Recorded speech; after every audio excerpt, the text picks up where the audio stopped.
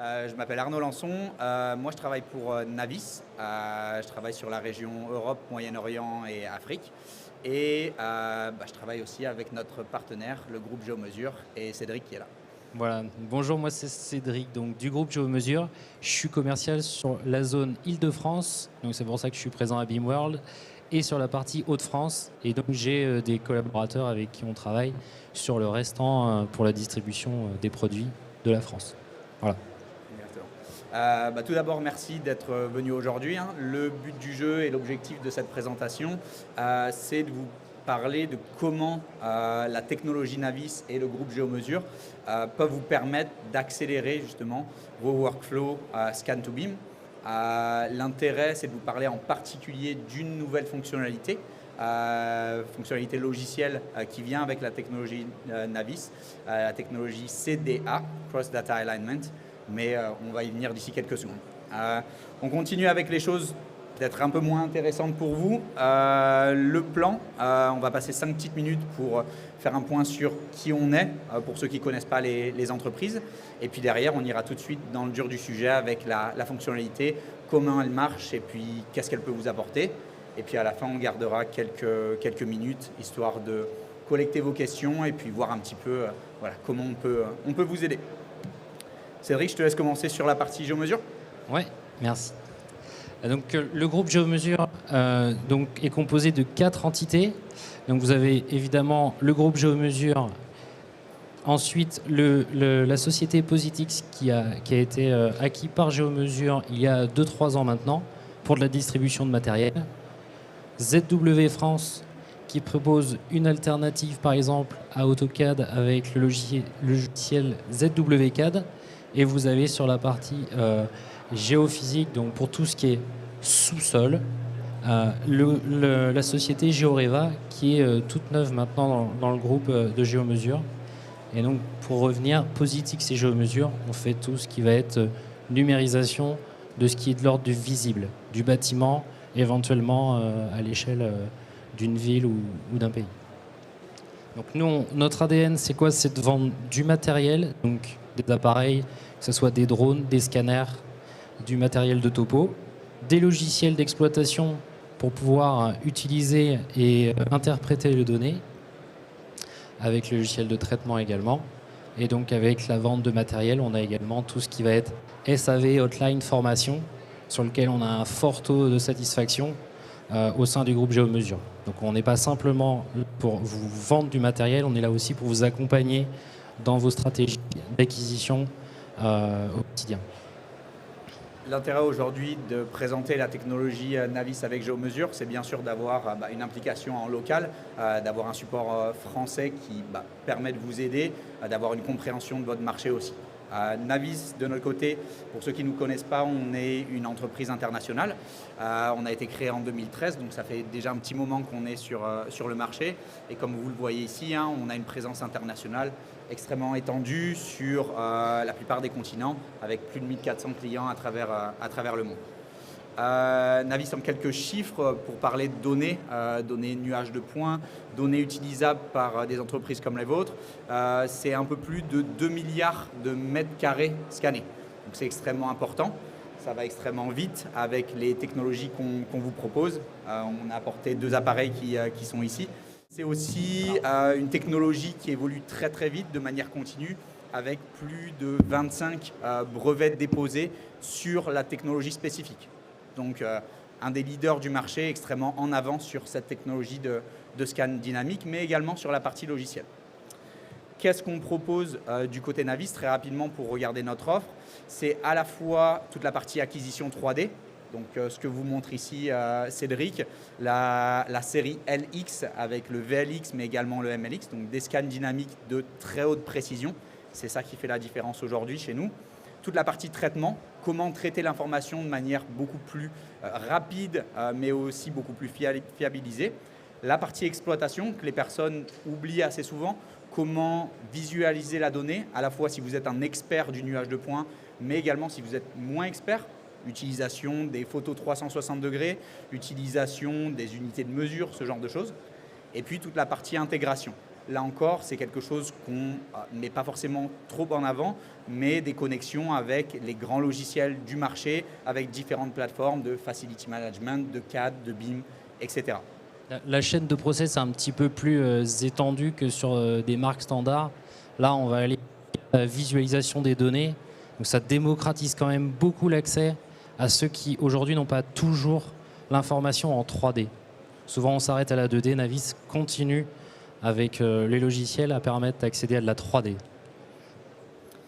Si on continue très rapidement avec les dates clés chez Navis, l'idée de Navis a vraiment démarré assez tôt, en 2007, mais vous voyez que très rapidement, l'entreprise est apparue et la technologie a évolué avec son temps.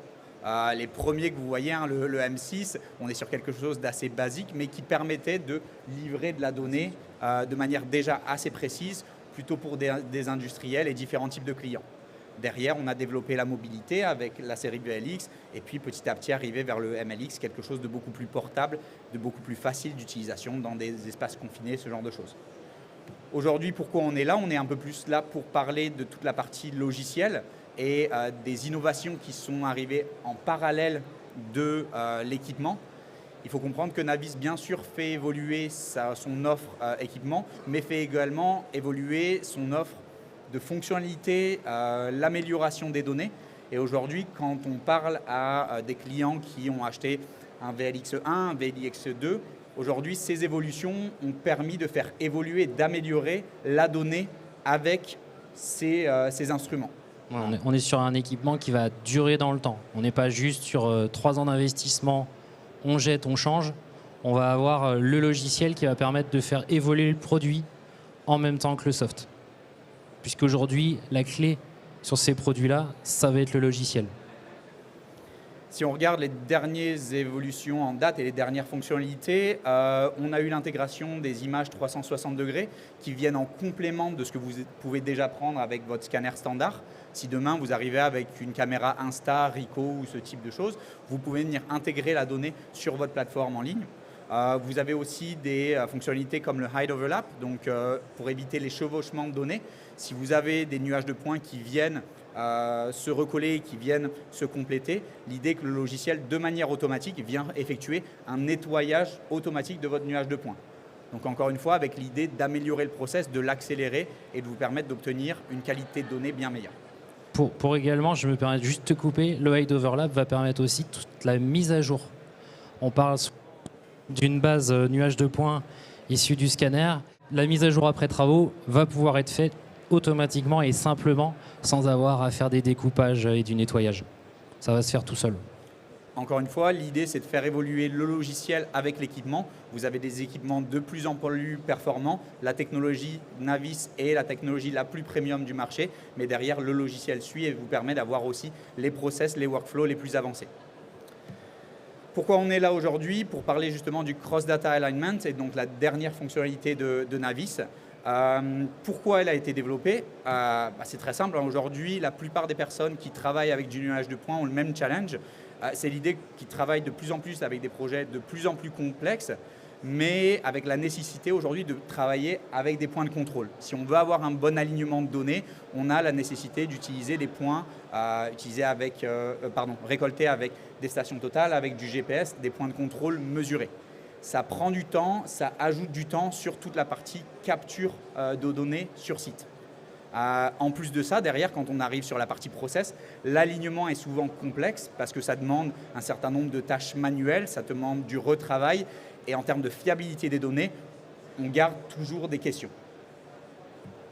Derrière arrive cette fonctionnalité Hide Overlap qui permet justement de prendre des nuages de points, des datasets qui, de manière générale, auraient tous des différences, peut-être du drift, peut-être des erreurs.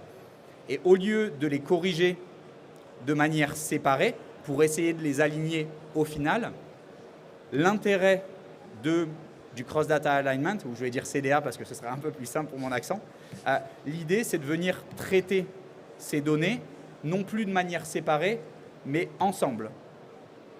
Un petit peu comme si vous aviez fait qu'un seul job. Aujourd'hui, techniquement, c'est plus simple de temps en temps d'avoir 2 jobs séparés. Là, l'avantage, c'est que ça ne va rien changer. Vous allez conserver ce même niveau de précision et de correction. Sans rentrer dans les détails, si les personnes sont assez expertes sur le cloud to cloud, ici l'intérêt est vraiment différent. C'est au lieu de traiter des slams séparés, encore une fois de manière séparée et de venir les aligner, on a un traitement qui est fait de manière commune de l'ensemble des slams, avec des algorithmes qui sont appliqués sur l'ensemble des datasets. Un peu comme si on avait une correction avec une polygo ou des choses qui ont été traitées en plusieurs étapes, mais là ça va être traité en un seul bloc. Tout va être compensé, l'erreur sera compensée et le résultat ne sera que meilleur. L'intérêt qui est ici, c'est de venir améliorer la qualité de la donnée globale, donc de ne plus avoir ces erreurs séparées entre les datasets et d'avoir cette accumulation d'erreurs, donc d'avoir une qualité de la donnée qui améliore, mais également cette possibilité d'aller beaucoup plus vite sur site. Pourquoi d'aller beaucoup plus vite sur site? Quand vous avez besoin d'avoir des points de contrôle mesurés, ça veut dire amener une station totale, ça veut dire faire un relevé GPS, ça veut dire ajouter des tâches sur site qui ne sont pas forcément nécessaires. Peut-être sur certains sites, bien sûr, que vous allez avoir cette nécessité, mais ici, on réduit le nombre de points de contrôle mesurés.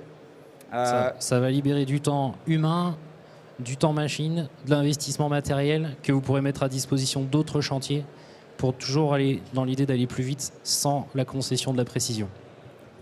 Si on vous montre l'équipement qu'on a là, les personnes qui l'utilisent déjà aujourd'hui ont la possibilité de mesurer des points de contrôle mesurés et non mesurés avec l'appareil existant. Aujourd'hui, l'intérêt, comme vous pouvez le voir ici, c'est vraiment d'aller maximiser ces points de contrôle non mesurés, donc des stickers tout simples que vous allez pouvoir positionner à l'intérieur de votre bâtiment et d'utiliser ces points de contrôle non mesurés pour venir recaler vos datasets et avoir une qualité globale bien améliorée. Encore une fois, on est sur quelque chose d'extrêmement simple. Ici, je peux poser mon scanner, appuyer sur un bouton, mon point de contrôle non mesuré, et collecter et enregistrer sur mon appareil. Ça prend quelques secondes. Même chose pour positionner une cible autocollante. On est vraiment sur quelque chose qui prend quelques secondes au lieu d'avoir l'utilisation d'une station et ce genre de choses. Accélération sur site, accélération sur la partie processing. Voilà pour cette partie-là. Petit résumé par rapport aux technologies qui existent à l'heure actuelle et à la technologie de Navis à l'heure actuelle. Si on compare avec un scanner statique, on voit que déjà la technologie Navis vous permet d'accélérer parce qu'une prise de données beaucoup plus rapide avec du scan dynamique, ça reste la base du scan dynamique. Mais derrière, on gagne également du temps sur la partie mise en place d'un site, puisqu'on n'a plus besoin de mettre autant de points de contrôle non mesurés. Sur la partie scan, on va également beaucoup plus vite, puisqu'on vient simplement mesurer ces points de contrôle. Et puis simplement le scan dynamique, on met entre 5 à 10 fois moins de temps qu'avec un scan statique. Déjà, rien que ça. Passer au dynamique, c'est déjà très intéressant. Et ensuite, avec le cross-data alignment, je te laisse poursuivre, excuse-moi. On a ce gain qui s'ajoute en fait sur la partie processing. C'est-à-dire la possibilité d'aller beaucoup plus vite sur l'alignement des données et l'automatisation de votre livrable. L'intérêt pour les personnes qui font du BIM, qui font de la 3D, s'arrête justement sur cette collecte de données du nuage de points, la sortie de la donnée nuage de points E57, etc. Tout ce que vous allez pouvoir exporter et derrière aller sur du livrable qui va être de la 3D, de la donnée, etc. Ça aujourd'hui, Navis, on ne va pas être spécialiste sur cette partie-là. Le livrable, on vous laisse le faire avec différentes suites logicielles. Mais l'intérêt, c'est toute cette partie avant d'anticiper et de gagner du temps sur ce processing. En termes de résultats, les attentes que vous allez avoir ou les résultats que vous allez avoir vont être surtout sur des jeux de données où, en général, vous auriez pu avoir des dédoublements d'éléments. On peut penser à tout ce qui est escalier, on peut penser à tout ce qui est dalle, on peut penser à tout ce qui est mur. Quand on arrive sur des des datasets importants ou des datasets de taille un peu plus élevée, voilà la correction qui va être possible. Voilà, là, on voit bien. Hein. Alors, ça fait une double peau, mais le bruit de mesure du Navis est déjà tellement fin qu'une double peau, on la voit tout de suite. Donc, la perfection pousse à la perfection. Donc, du coup, l'intérêt là de voir la plus-value entre avant et après, c'est ça le cross-data alignment, c'est qu'on va avoir finalement un nuage qui va vraiment être correspondre et en fait, ça va faire comme du slam entre deux datasets. Ça va vraiment faire correspondre les plans avec les plans. Et il y aura plus phénomène de double peau. encore une fois, quand on regarde toutes les évolutions en termes de fonctionnalité, en termes d'évolution de produit, si on combine ça avec la dernière fonctionnalité de chevauchement qui vient effacer les données trop loin de la trajectoire ou les données dédoublées, plus cette donnée d'alignement, vous avez de la donnée de qualité de manière très rapide qui vous permet de sortir un livrable de manière encore plus rapide et encore beaucoup plus fiable. Je sais que je me répète, mais c'est vraiment l'intérêt de la solution. Et ça, on peut aussi le faire avec un VLX1 avec l'ensemble des éléments, l'ensemble des équipements qu'on a. Donc MLX, VLX, VLX1, VLX2, VLX3. Tant que vous mettez à jour en fait votre suite logicielle et le logiciel d'utilisation de votre Navis, vous avez accès à ces nouvelles fonctionnalités. C'est ça l'intérêt de faire évoluer, on va dire, la plateforme, l'équipement. Notre approche, elle est plus proche d'un Android que d'un Apple. On ne va pas vous faire racheter un nouvel équipement pour avoir accès à ces nouvelles fonctionnalités. C'est ça l'intérêt aujourd'hui. En termes de retour, un peu pour conclure, on vient de terminer la version bêta justement de ce CDA Cross Data Alignment. Donc aujourd'hui, un cabinet en France qui a testé ça, c'est le cabinet Pangeo, sur plusieurs projets. Et aujourd'hui, résultat, j'espère que vous arrivez à livre extrêmement positif, à la fois sur la partie process, mais également sur la partie site. Encore une fois, l'idée, c'est de vous faire gagner du temps, gagner de l'argent, vous permettre d'aller chercher des nouveaux projets. Donc, comme rappel, en termes d'avantages, de bénéfices, si vous avez quelques points à vous rappeler, la possibilité d'aligner automatiquement vos données, la possibilité de réduire votre dépendance au point de contrôle mesuré, donc gain de temps par rapport à ça, gain en qualité, améliorer la précision et réduire la dérive sur la technologie SLAM, et puis cette intégration, comme l'a très bien dit Cédric, avec l'ensemble des données de la série LX, que ce soit votre VLX1 ou votre dernier VLX3. C'est vrai que la partie notion de prise de points mesurée, autant en extérieur, ça va être assez simple, parce qu'avec une antenne GNSS classique, on va pouvoir relever un point relativement simplement. Si on avait par exemple un bâtiment de taille là, où on doit aller prendre un point contrôlé et mesurer au milieu du bâtiment, ça nécessiterait de faire tout un cheminement avec des scans ou avec une station jusqu'au centre du bâtiment, et ça peut être pesant. Et donc là, avec ces points-là, c'est vrai que ça allège largement le process. C'est là où le gain de temps est assez fort. Voilà pour le gros de la présentation et cette fonctionnalité spécifique. Maintenant, on est aussi là pour répondre à vos questions, que ce soit sur la fonctionnalité ou sur Navis, la technologie, le logiciel ou sur Cédric, ça vous pouvez aussi. Merci pour la présentation. J'ai une question par rapport aux sphères et aux vues 3D qu'on a avec les scans statiques. Là, je pense qu'il n'y a pas moyen d'avoir une vue 360 parce que c'est généralement élevable aussi pour nos clients d'avoir des vues 360 et ils peuvent se balader entre ces vues-là et voir le... Alors, c'est le gros avantage en fait, de la technologie Navis, c'est qu'en plus de la partie scan et du nuage de points qui est colorisé et qui est déjà extrêmement facile d'utilisation, c'est que via la plateforme Avion, on a le mix entre le nuage de points et les images 360. Donc pour ceux qui ne sont pas experts, c'est l'équivalent d'un Google Street View de votre chantier, de votre usine, vraiment la possibilité de naviguer d'une prise de vue à une autre.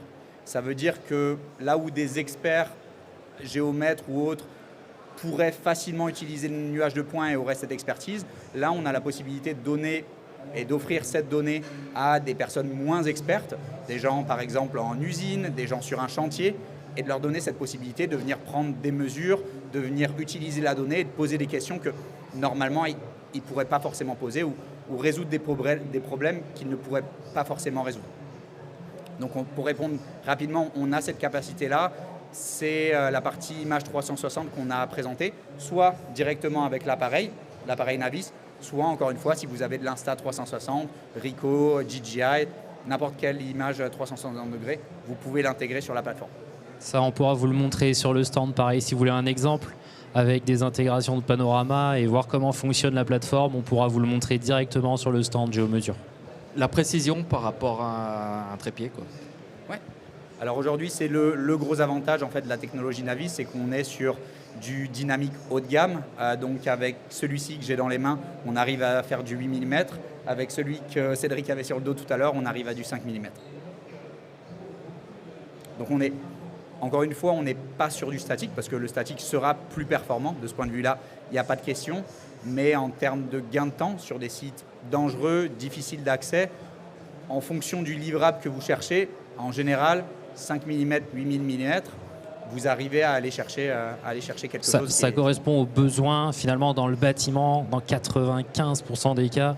Dans le bâtiment, on répond à la problématique en termes de précision. Largement. Ce qu'il faut dire aussi, c'est que si vous avez un scanner Trimble, par exemple, que le groupe Géomesure distribue, aujourd'hui, les deux sont compatibles. C'est-à-dire qu'on a plein de clients qui vont faire le très gros d'un chantier avec un VLX. Voilà la totalité d'un site avec leur VLX 3 ou leur MNX. Et derrière, sur une tâche bien précise, là où ils ont besoin du millimètre parce qu'un élément précis, à ce moment-là, venez intégrer du statique et faites-le arriver sur Ivion ou sur d'autres types de plateformes en externe. Donc avec le scanner, on va dire concurrent, on fait d'autres points et on les intègre sur votre plateforme et on peut arriver à les replacer. Ouais, sur la plateforme Ivion, en fait, vous avez la possibilité de venir intégrer des nuages de points existants, donc du E57. Vous pouvez intégrer du drone aussi. Du drone, de la maquette BIM, voilà, IFC si vous voulez en intégrer. Donc la plateforme, elle, est ouverte. Encore une fois, l'approche Android, entre guillemets, est vraiment ça. Si vous avez des applications plus poussées, plus niches, qui vont au-delà de la visualisation, au-delà de la visite numérique et de ce que peut proposer Ivion, derrière, on a des partenariats avec des logiciels, toutes des suites logicielles, soit en streaming, soit avec des API, soit avec de l'export de nos formats.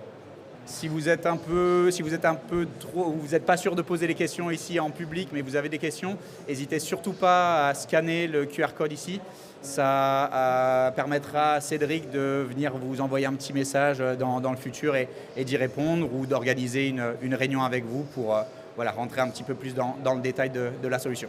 Je crois qu'on arrive sur la fin de la session. Merci. Pas plus de mains levées. Merci beaucoup. Merci à tous. On vous souhaite un bon salon. Et puis on vous donne rendez-vous, je crois, sur le stand D39.